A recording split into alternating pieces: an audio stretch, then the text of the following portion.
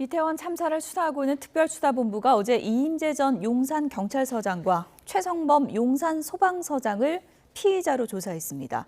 두 사람 모두 취재진 앞에서 혐의를 적극적으로 반박했는데요. 특수본이 재소환 가능성도 내비쳤습니다. 현장에 취재기자가 나가 있습니다. 이준엽 기자. 네, 경찰청 특별수사본부에 나와 있습니다. 네, 어제 조사가 밤늦게까지 이어졌다고요? 네, 그렇습니다. 특별수사본부가 사고 현장 대응의 두 큰 축, 경찰과 소방의 현장 책임자를 같은 날 불렀습니다. 이임재 전 용산경찰서장은 11시간, 그리고 최성범 용산소방서장은 13시간 고강도 조사를 받았는데요. 두 사람 모두 조사 앞뒤로 취재진을 만난 자리에서 혐의를 적극적으로 부인하는 입장이었습니다. 앞서 특수본은 이임재 전 서장이 헬로윈을 앞두고 서울경찰청에 기동대를 요청한 사실이 전혀 확인되지 않는다고 밝혔는데요. 이 전 서장은 사전에 기동대를 요청한 게 사실이라고 거듭 주장했습니다. 직접 들어보시겠습니다. 기동대 투입 관련해서 서울청이랑 주장 엇갈리시는데 여기에 대해서도 한 말씀 부탁드릴게요. 그 부분은 제가 알고 있는 내용 사실대로 말씀을 드렸습니다. 네, 소방서장도 자신의 혐의에 대해서 반박을 하고 있다고 하던데 어떤 내용입니까?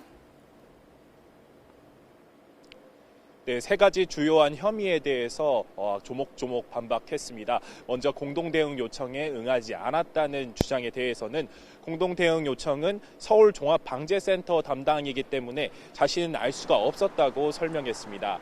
상황의 심각성을 잘못 판단해서 소방 대응 2단계를 늦게 발령하면서 피해를 키웠다는 혐의에 대해서도 해명했습니다. 대신해서 대응 단계를 발령할 수 있는 직원들이 있었기 때문에 자신은 구조 구급 활동에 집중했다는 겁니다. 마지막으로 소방안전근무조가 해밀턴 호텔 앞으로 지정된 근무 장소를 지키지 않았다는 지적에 대해서는 규정상 꼭 거기서 근무해야 하는 건 아니고 해당 위치에서도 사고는 안 보인다고 주장했습니다. 역시 들어보겠습니다. 해밀턴 호텔 앞에서 고정근무를 했다 하더라도 그 골목길 상황을 인식하지 못했을 거예요. 왜냐하면 밀려든 인파가 너무 많았기 때문에. 이태원 안전센터 차고문 바깥에 있었어요. 이렇게 혐의를 모두 반박하고 있는 상황에서 앞으로 수사가 어떻게 진행이 될까요? 네, 입건된 주요 피의자 7명 가운데 해밀턴 호텔 대표이사를 제외하고는 일단 모두 조사를 받았습니다. 특수본은 혐의를 부인하는 경우가 많아서 재소환 가능성도 시사했는데요. 또 이임재 전 서장 기동대 요청 사실이 확인되지 않는다고 재차 밝히고 최성범 서장 해명 일부는 단순 부인으로 본다며 혐의 입증 자신감도 내비쳤습니다. 2, 3차 조사까지 포함해 다음 주 초까지는 피의자 조사를 마무리 짓겠다는 입장입니다.